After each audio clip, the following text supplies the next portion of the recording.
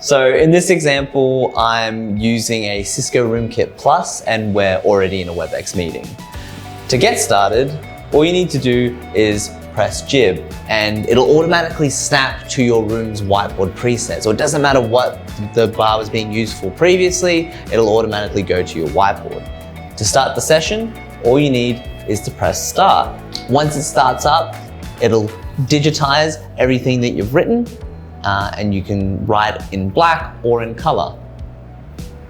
Now, you've seen that it's now popped up on the screen. Now, to share this in your WebEx meeting, all you need to do is go and you'll slide across to the end here and just share it in your call.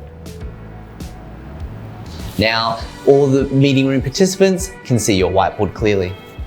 It doesn't matter what angle your whiteboard is, JIBB will automatically fix the perspective for you. Now, right now, I'm standing in front of the whiteboard, and typically in a meeting, you won't be able to see that, but JIBB remembers what you've already written and it doesn't distort your content. To start annotating, all you need to do is scan the QR code in the top left of the screen. Our friendly meeting participant is just scanning the QR code now. You'll be able to join instantly without any sign up or hassle.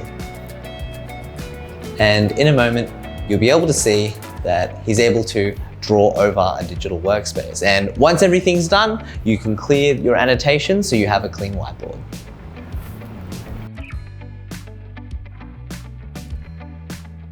Once you've wrapped up your meeting, all you need to do is come back and click JIBB and end the session.